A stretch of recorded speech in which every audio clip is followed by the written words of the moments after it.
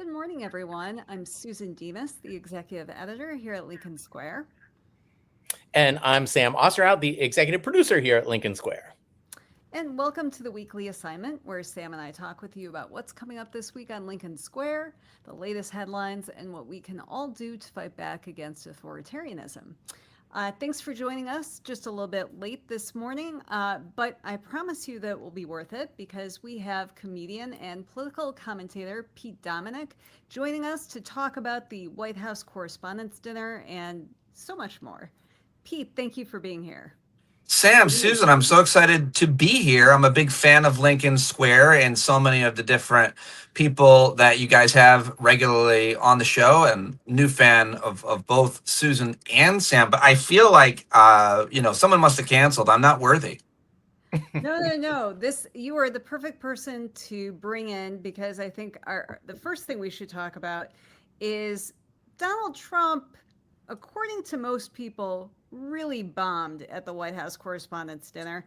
And as an expert in the realm, how would you say he did? Not an expert in bombing, by the way. No, but in the genre of comedy, how would you rate the president?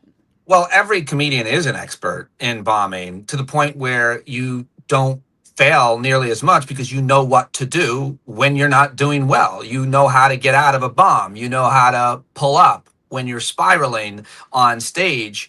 And, most people are pretty good at that if they go up in front, if they do public speaking in general. Obviously, every politician who spent any time on the campaign trail on the stump and giving speeches gets an understanding, gets a better feel of it.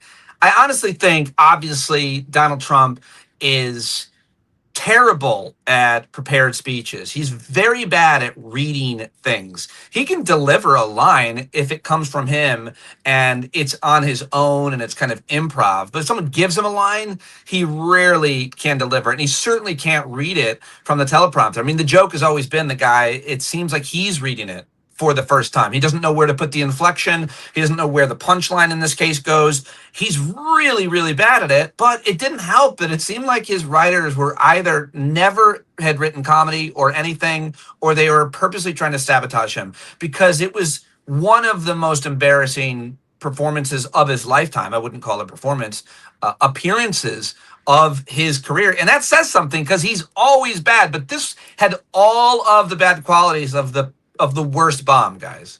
It was so cringy to watch. Like, it's always hard to watch somebody bomb like that. But like my 14-year-old daughter says crickets she's like, crickets, dad, every time I say something stupid. Oof. But yeah, but this was way worse. And the thing is, you're right. He's got this like real instinct for audience work, right? He goes up in front of his people. He knows what they respond to. He feels it out. He goes on and on for fucking ever, all the time. 90 minutes, 3 hours he goes on, and it's just all audience work, all of it, off the cuff. Some of the best opportunities you have when you're on stage are when you're not doing well, are when a joke bombs. You now have an opportunity to save it, and it's usually some kind of self-deprecation. In his case, he can't self-deprecate. He can never self-deprecate. He can't admit he was wrong or apologize. Like, no human that's ever existed in my life, certainly no performer that wants to succeed. So in his case, he threw his writers under the bus, which, comedians do from time to time, but it's never a good look because you're the one who signed off on these. You're the one delivering them. You're not supposed to know there's writers. And so he just can't get out of it because he can't ever self-deprecate. Well, he targeted RFK Jr. with a joke. He made a completely tasteless anti-trans joke about CNN's Caitlin Collins. He joked about running in 2028. I know we have some of the footage. Let's hear it from the horse's mouth. I want to say to your ratings, I'm pleased to announce my intention to, and this is somewhat of a scoop, my intention to run for a fourth term as president of the United States. I will be doing that. I will be having an official effect. I won three times. Now I'm going to do it again. Thank you. I'm going to do it. He All actually the got hits. laughs. I think that's the worst part of that bit. Well, his whole cabinet was there, and they have to laugh or else they turn into pumpkins. True.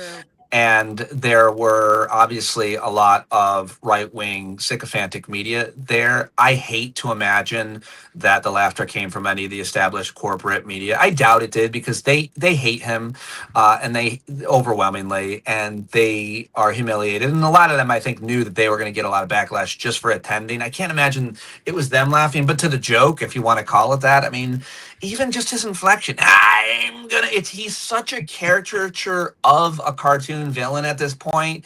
And the premise of the joke is that he's destroying the Constitution in the most fundamental way, but trying to run again and again. And so none of it works in any aspect of joke writing or joke performance. The joke isn't real. It's supposed to be the truth is funny. The delivery is awful. And obviously the audience is just not into him, except for the ones who hope to, I don't know. I don't know what these cabinet secretaries, what do you guys think? Well, I wanted to get your take and Susan's take on that. By the way, can I echoing? You just began echoing. Well, I'm going to echo, but I'm going to drop out so you guys can have this conversation. But who are these media specialists and journalists who win this party? Yeah. Pete, one thing that occurs to me is you've probably seen a lot of comedians out there that are maybe a little long in the tooth. They're past their prime, and that's the exact vibe I got from Donald Trump. I mean, he seemed really tired out there. He does not seem to have a lot of energy for much of anything other than, I don't know. I mean, he doesn't sleep. He's clearly downgraded. He knows that a lot of those people hated him. He knew it was a makeup White House Correspondents Dinner. It wasn't the real thing. It was a fifth of the sides of the audience. I hated, Susan and you and I talked about how we can't stand these conspiracy theories, especially when it's progressives that have begun spreading them, including this whole idea that the last White House Correspondents Dinner was some kind of a false flag. It was such nonsense, such bullshit, and it really disappointed me to see some of the people I respected kind of selling that nonsense. But the main point of debunking that conspiracy theory is Donald Trump wanted to perform that night badly for a huge audience at the White House Correspondents Dinner. It was a big deal for him. This audience was in a different place, a fifth of the size, no enthusiasm, no celebrities, no energy, Susan. Yeah. Well, to me, the low point was the Caitlin Collins joke. And I think we really need to see it, and then what he posted afterwards. Sure. I personally congratulate CNN's Caitlin Collins on receiving her award. It was all about me. It's a fake. She shouldn't get the award. It was a fake, but I didn't mind. I said, Caitlin, congratulations. But it was fake. There's no question about it. But she's a young, attractive woman. She never smiles. I said, Caitlin, do you ever smile? Smile. You have a nice position. You're at CNN Fake News. You should be a happy person. So smile, Caitlin. Just smile. But we attack, and I thought Caitlin had really made it big with a major new sponsorship, but then I informed her that it wasn't her on the Bud Light can. It was Dylan Mulvaney.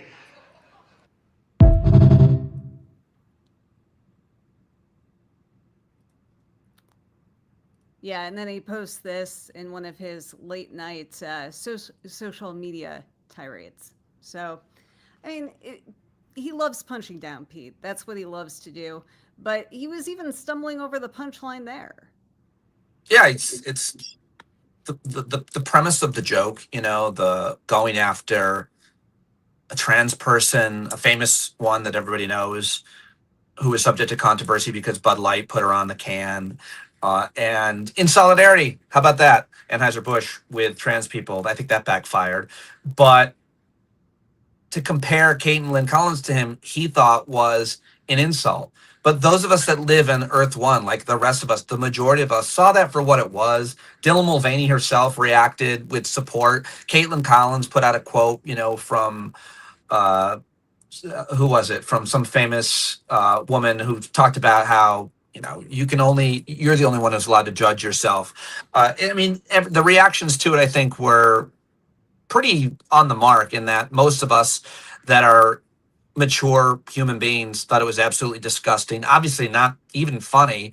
And just the idea that before he compared Caitlin Collins to a trans woman, that he's been telling her to smile for several times. And Susan, you can tell us what that sounds like to a woman in the workplace, or frankly anywhere. For the last few generations, I feel like we've known that you're really not supposed to do that. And for the president to do it over and over, and also he's called her attractive, but then compares her to a trans woman who he's supposedly, according to him, isn't attractive. But of course, he has a neck that looks like a vagina. So he shouldn't be talking about anybody. And more importantly, he is a role model for misogynists and anti-women everywhere because of the way that he acts, behaves, and speaks. And this was just another example of it, just in case you forgot. Yeah. I mean, clearly he thought that the biggest insult he could give to Caitlin Collins was comparing her to a trans woman. So that's a real view into his twisted psyche. It's like the same thing driving him with that joke he keeps telling over and over again about Chuck Schumer, who, is Jewish. Say, no, he's really a Palestinian now, because that's an insult to him. It's a bizarre window into the way his brain works, and it just runs on this very basic, crass bigotry. Yeah, and it's also not only him. I mean, we should just talk about what he has done to commentary, to our psyches, to so many of the people who support him, who he's given permission to talk this way and to be open with his sexism and racism. Every time I go on TV, or anytime I'm on any high profile show, or even my own show, some trolls inevitably come on. And for men who identify as straight or cisgender as I do, they call you gay over and over and over. And they say, you want to perform all kinds of gay acts. And for someone like me and most of my peers, that doesn't affect you in any way, because it's not a put down. It's not a put down to be gay in any way. I don't also care what you think of my sexual orientation. I don't care at all what anybody thinks of my sexual orientation, because I'm a mature and confident straight man, mostly straight, Susan. There was a time in 1995 in a steam room at Equinox, but I needed the work. But the point is, it's not supposed to bother us. It's not punching down. It's not insulting to say that you look like a trans person, or it shouldn't be if you're a mature, confident person, whatever your sexual orientation or gender is, certainly coming from, frankly, the ugliest people in the world. I don't go around saying people are ugly, but if they start, I'm happy to finish them. Sam, you're back. Look, I'm back. How's the echo? Better. No, I can't Better. hear him. Oh. You can't hear me? Oh. No. Shawnee? Sam lives in Pull a me out. technical difficulty, unfortunately. I don't know if it's the app we're on or if it's Sam, but it's Monday, Susan, and when we do independent media and we're live, we have some tech issues, but hopefully he'll make it back. Otherwise, it's just you, me, and this Dunkin' Donuts sweetness. Nice. Well, you're stuck with me, and I'm not as funny as Sam, but we're gonna try and make it through anyway. Yeah, If still Sam's good. back, but you have so much experience. As a stand-up comedian, you opened for the Colbert Report and for the Daily Show, and so you know what being funny is really supposed to look like, which is very different from what we saw Friday night from Donald Trump. But I have to wonder, you started out on like these premier satire programs, and now all of life isn't really that funny because Donald Trump is president again. So how do you cope through all of this? Oh, I think similarly to other people, frankly, I gratitude journal. I personally gratitude journal every day, and it keeps me, because I do a news segment on my show every day. I do a daily show, and so I cover the news every day. And so I have to know what is happening. But I think that the news is an aberration. I always tell people, if you're hearing about it in the news, it's because it's abnormal. The vast majority of people came home safely, kissed their kids goodnight, The vast majority of people are not being shot, even on a day where there's a horrific shooting. The vast majority of people are loving and not hating. So I remind myself of these kind of like spiritual platitudes to get through it. But I also think it's not only that Donald Trump isn't funny, but, you know, a lot of people that I despise are funny, including political leaders. George W. Bush was funny. John McCain was funny. Mitt Romney had a decent sense of humor if he wanted to. This guy is an aberration in terms of comedy because he refuses to play by any of the rules that powerful people should play by, which is to look inward, to make fun of yourself. People like Elon Musk, Vladimir Putin, and Donald Trump have been psychoanalyzed to the hilt by all the experts. But from a point of view of comedy and humor, we all realize that if you're in a point of power, if you're a person in power, you have to be self-deprecating. You have to poke fun at yourself at least a little bit. It humanizes you. It's a relief in the room that you do it, and you look way more confident every time. It's every politician, every performer, anybody who gives a speech understands this. Conservative, liberals, there's always this argument about liberals or conservatives or who's funny or whatever. Nobody has it's preposterous. You understand the rules of humor or you don't. Your dad does, your uncle does, your friends do, or they don't. And Donald Trump doesn't, and he doesn't care about the rules on life. And that's why he's such an unlikable failure at almost everything he does, but selling people things that they're never going to actually be able to use or benefit from. That he's good at, which is the most pernicious, insidious quality of it all, is that he is a snake oil salesman, a con artist of the highest level. And even they can make fun of themselves. Even mafia dons can make a little fun of themselves, Susan. So that's how I get through it. And that's how I look at these Republicans today. It's unprecedented in humor. Yeah, I mean, you know, he ran as an outsider. He ran as a celebrity. And I think that he was able to find a lane that traditional politicians who, you know, traditionally try and say things that people agree with and propose policies that they like. And Donald Trump said, no, you just want to watch me and see what I say next. I'm going to be the car crash that you can't take your eyes off of. Yep. Because he really achieved superstardom through reality TV, and that was his model. And I actually wrote about this not too long ago, that, you know, it's that kind of toxic narcissism that he's brought to the White House, and he's brought a bunch of his friends with him who come from that world. And so of course he wouldn't be funny at this dinner, because all he's doing is being the guy on the reality show that you can't take your eyes off of, and usually you hate that guy. You know, very well said, and everybody should read that piece I did before I interviewed you, and always smart, Susan. But, you know, the thing that irks me as a comedian and always has is when someone goes on social media or just in conversation says, well, I don't think that comedian is funny. You are entitled to your opinion. There's a lot of comedians I don't like and don't think that are funny. But yesterday, he went on a rampage on social media and he said Jimmy Kimmel, Jimmy Fallon, and Stephen Colbert are not funny comedians. You might not like them, but they fill up arenas of people laughing at them. They host network shows because they're the funniest to a critical mass of people.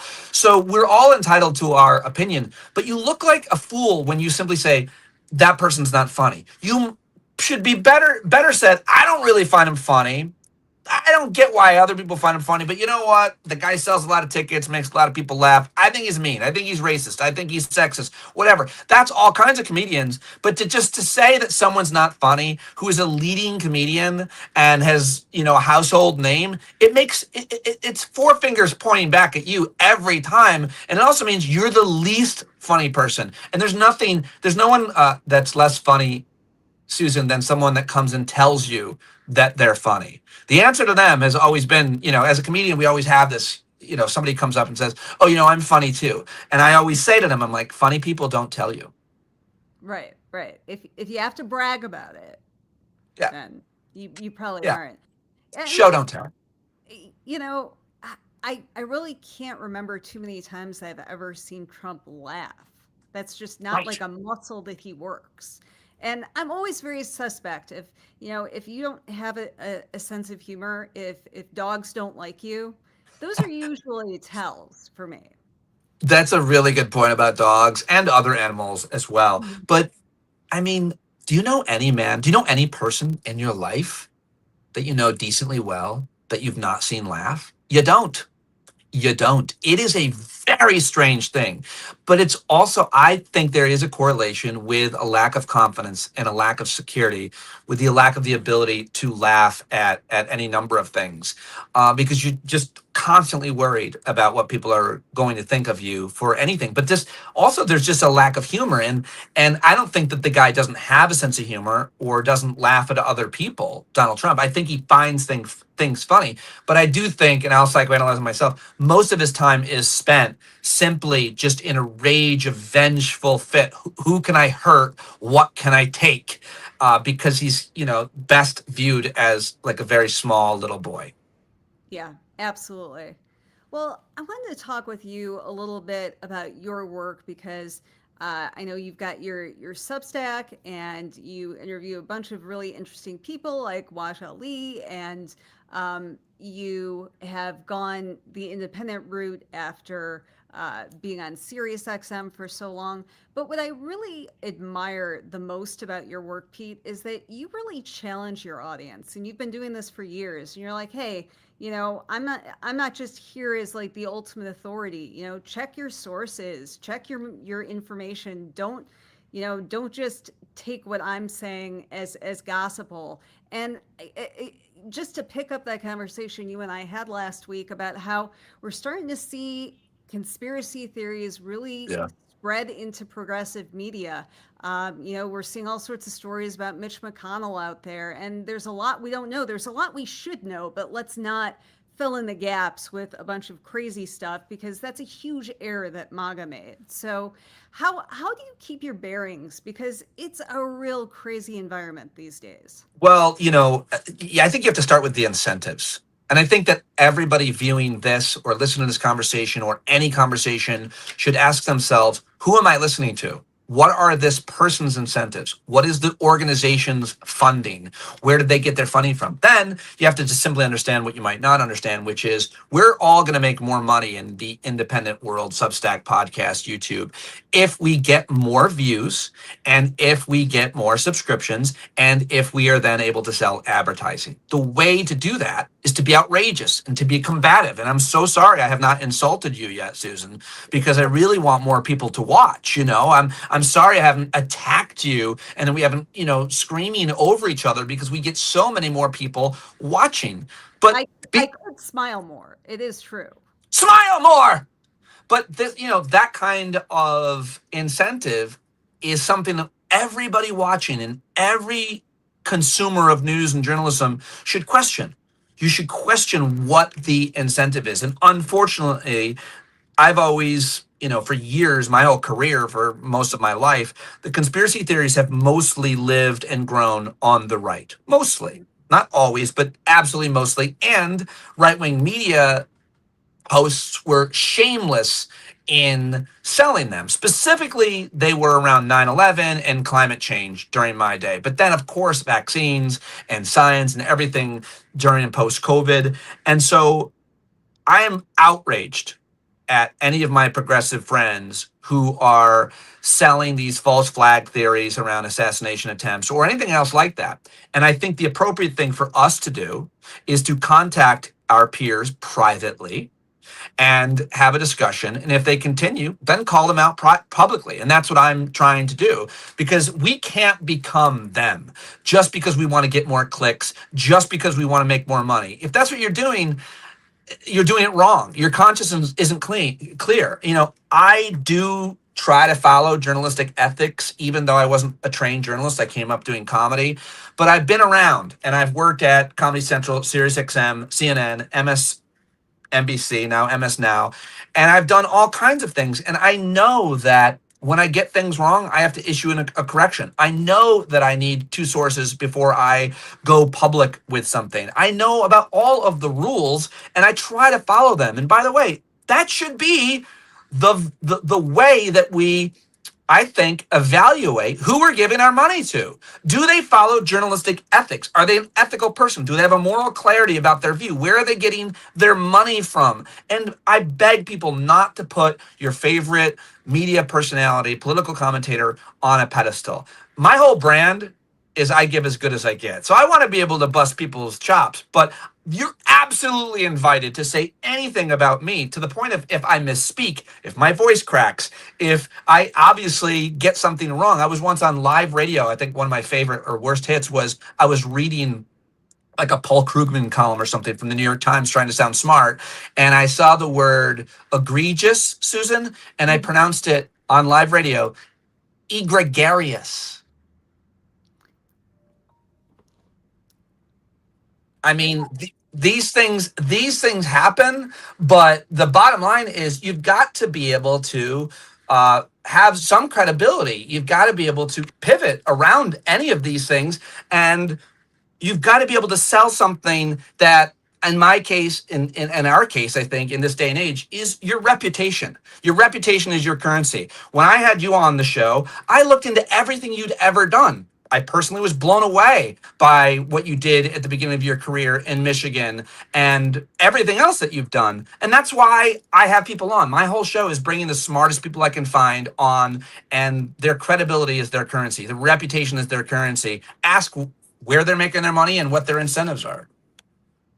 I think that's so important because, obviously we need to fight back against this fascist moment that we're in, but we can't lose our values. We can't lose sight of facts, because then we'll have lost everything anyway. Then nobody knows what's true. Nobody knows what's false. Then we're just chasing the same clicks that the right has for years. And, I think we feel a greater responsibility towards that. And, we should be proud of that perspective. It's important. The other thing is, and you know this a lot better than I do, that in independent media, all these people who have their own Substacks, credible people like Jim Acosta or Joy Reid or whoever you want to name that were, Don Lemon, none of those three people I mentioned, as far as I can tell, maybe Jim, are working with an editor. And I'm not going to judge that. That means you have to pay someone, but you should have to. Your audience should be your editor, which is why I meet with my audience live, like every Thursday night. I let them criticize anything they want. I explain why I had this person on or why I asked this question. And I make myself available to the people who are paid subscribers to my work. They're the editor. Doesn't mean I'm going to agree with them, but they make a lot of good points. They're smart people, this audience I've curated over the years that, I demand use a certain set of critical thinking skills and understand how media's incentives work for and against them. And so, not having an editor is a problem, but relying on your audience to be your editor is a partial solution. What do you think? Yeah, I think that definitely is important. I mean, we all saw what happened to the New York Times when they gave up their public editor and they said, "Oh, that's okay. The audience will be," and then they promptly ignored everything. So, I think that we've seen the value if you do listen to your audience, but that is something that does occur to me as somebody who has been a journalist as long as I have. The phrase "everybody needs an editor," it comes from somewhere, and with the major reporting projects that I've been part of or I've edited, it's always been a team effort. And there's a certain loneliness if you're out there on your own. And, hopefully you have a sounding board with some of your other colleagues, maybe they're weighing in, but I do like the idea of bringing your audience in as well. And, but not as like, okay, I'll just do whatever you tell me to do, but hey, you don't agree with this, let's have a dialogue. This is why I did it. Not just like, oh no, I should have done that segment that Mitch McConnell is definitely dead. Exactly. No, I mean, you can't do whatever they want to do, even if they're paying you a lot of money. I mean, I don't believe in hierarchy in general. So some people pay me more than other people. They don't get more access because I think that's bullshit. But as you mentioned earlier, and I think this is a really important thing for all of us to talk about, reality is slipping away. And we need to do whatever we can to hold on to it and remind people what is real. And reality is slipping away for, I think, 3 reasons.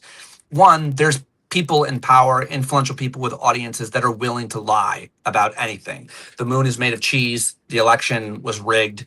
Vaccines don't work.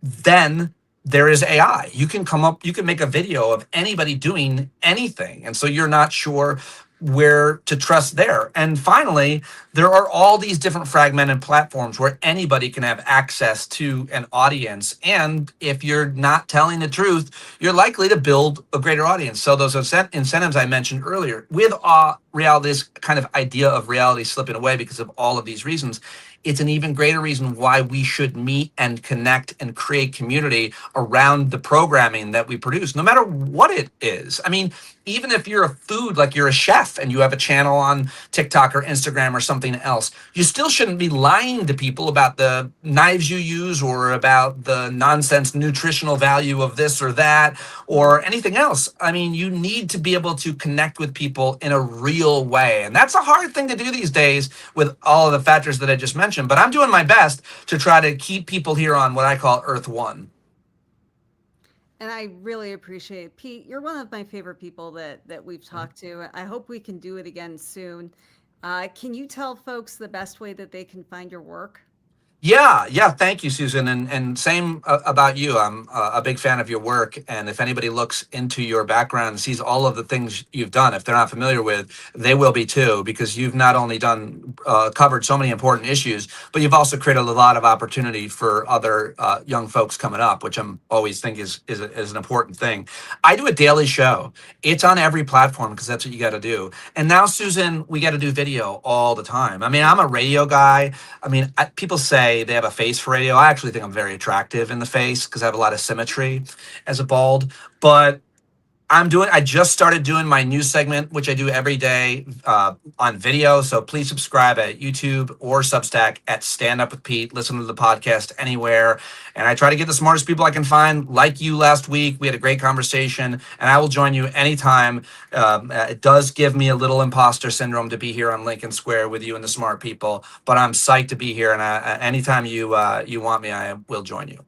Oh, Pete, you're great. Thank you so much. Really, really appreciate you making time for us this morning. Happy to do it. Thanks, guys. Thanks. Well, everyone, we've got a good week coming up on Lincoln Square, and you will hopefully see Sam again. But I'm going to run through some of the great programs that we've got coming up, and I will just remind you that if you are new around these parts, we'd love for you to subscribe to Lincoln Square. You can be a free subscriber and see what you think of the work.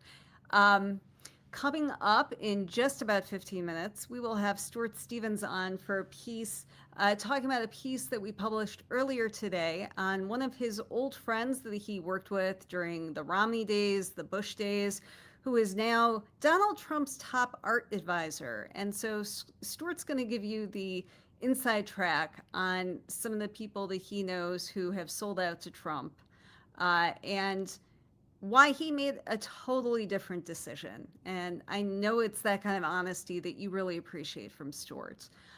Coming up at 2 today, Frank Figluzzi will be on with former FBI agent Asha Rangaba, and she is just an expert in the national security realm. She's now a professor at Yale, and they will have a lot to discuss about what's going on with the Trump Department of Justice.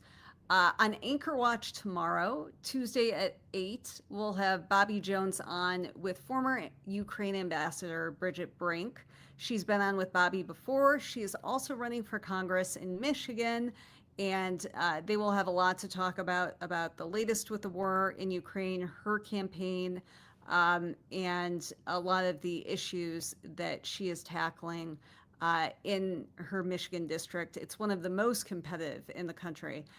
It happens to be my home district here in Michigan. And then I definitely think that you're going to want to catch Stephen Bechelos this week. He will be on with Shannon Watts, who is the founder of Moms Demand Action, which is a group that has done such great work about gun safety and gun violence. They are at the forefront of the fight for safety, especially with what our kids face each and every day in this country. So that should be a great discussion. Also on Wednesday, we're going to turn back to Michigan, and there's a good reason for it. It's not just because I'm from there. We've got a very hot primary coming up next week, not just for U.S. Senate, but for a lot of key congressional races. So I'm going to have my good friend, the editor of Michigan Advance, John King, come on to join me. We'll talk about Trump's visit to Michigan, which is happening today, what that's about. Be a good preview of what we have to come in the Michigan primary next week. And then Aaron Rupar of Public Notice should be back with Brian Datesman. We had to push that from last week. He'll be on History of the Present. And you know, Aaron, he is the person who does the tireless work of covering every speech of Donald Trump's, a lot of the congressional hearings, and giving you that live feed with some commentary. Oftentimes showing you things that you'd miss if you just, rely on the mainstream press. So that should be a really interesting discussion about the state of independent media. And we will probably have much more, so stay tuned. We always have our calendar on Substack, for any last minute additions to our calendar. And before I let you go, our weekly assignment this week, you've probably seen that the defense bill barely passed in the House. The vast majority of Democrats stood up to what the Trump administration had hoped for would be a very routine up or down vote on the NDAA. But in light of them reigniting the Iran war, wanting a blank check for whatever they're doing, Democrats stood up. They didn't have enough votes to stop it. But we can all call our senators in that very closely divided chamber with several Republicans who are fighting Donald Trump right now on different issues, like Tom Tillis and John Cornyn, who are not up for re-election. Lean on your senator, whether they're a Democrat or a Republican, and tell them to vote no on the NDAA. This is definitely a message that we want to send to this White House. Let's give the White House an L on this one. So here's the number you can give them a call. And I want to thank you for sticking with us. Pete Dominick was a fabulous guest. I know y'all miss Sam. I miss him too.